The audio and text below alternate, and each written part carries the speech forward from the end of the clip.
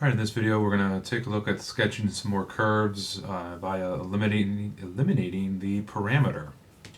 So we have here, for example 3a, we have x is t cubed and y is 2t squared for values of t between -1 and 1.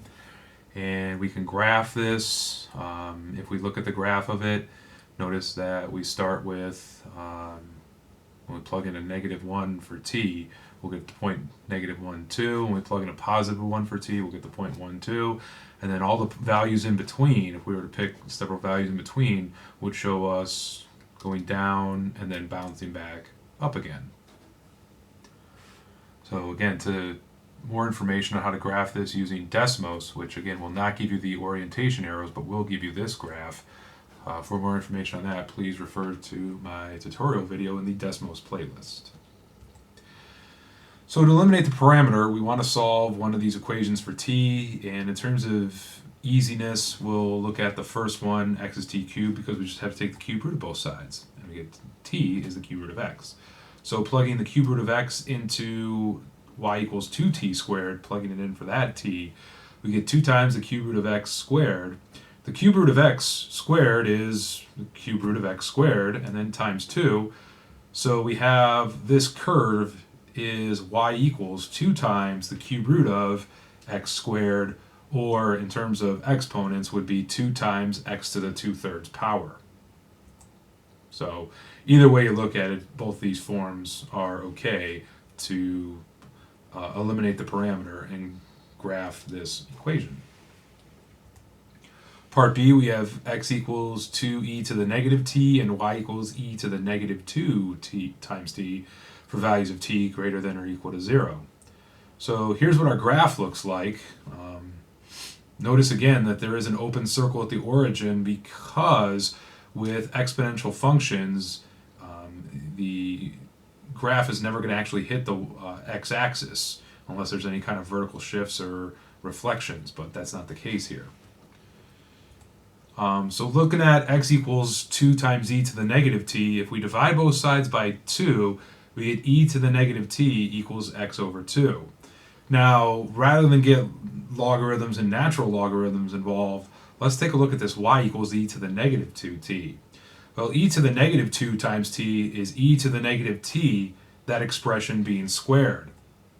So using our properties of exponents, e to the -2 times t is e to the -t, that whole function being squared, because we multiply our exponents when raising a power, when raising an exponential expression to a power.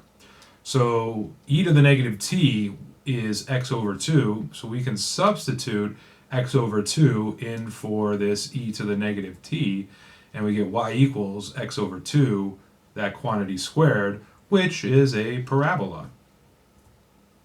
So if we multiplied it out or simplified it, we get y equals x squared over 4, or y equals 1/4 x squared.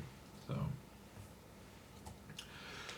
all right, example 3c, we have x equals the sine of t and y equals the cosecant of t, and we're considering values of t between 0 and pi. So a little bit more involving trigonometric functions than some of our previous examples. But here's what our graph looks like, and starting at 1, it's weird because if you started plotting out values of t between 0 and pi, the graph goes up like and it reaches a vertical asymptote with the y-axis here as a vertical asymptote. The graph goes up, and then after a while it starts to come right back down again. So it's a little bit like throwing a trajectory up this path and then coming right back down again. So that's why you see the arrows are actually facing each other, because it goes up and then it comes right back down again. So looking at x equals the sine of t, now t is the inverse sine of x, but rather than get inverse trig functions involved, let's look at y equals the cosecant of t, and cosecant is the reciprocal of sine. So we can rewrite y equals cosecant of t as y equals 1 over the sine of t. So if you're wondering how come we didn't use inverse trig here to solve for t, the reason is because sometimes that actually makes things a little bit more difficult in terms of what we need. So maybe trying to find a different way, a different relationship between cosecant and sine, oh, cosecant is the reciprocal of sine. And since sine of t is equal to x, we can substitute an x in for our sine of t, and we get our rational expression 1 over x. So, all right, example 3D, we have x is 1 plus 3 cosine t, and y equals 2 sine t, and we're only looking at values of t between 0 and 3 pi over 2, or 0 and 270 degrees. So if we take a look at what this looks like, notice it looks like about 3/4 of an ellipse, which 3 pi over 2 is 3/4 of a full rotation, so that's not on accident. Looks to have a center at 1, 0, a value of a of 3, a value of b of 2. Oh, look, there's a 1 and a 0 plus 2 sine t. A value of a is 3, a value of b is 2, and such. So let's see what we can come up with here. Well, we have x equals 1 plus 3 cosine of t.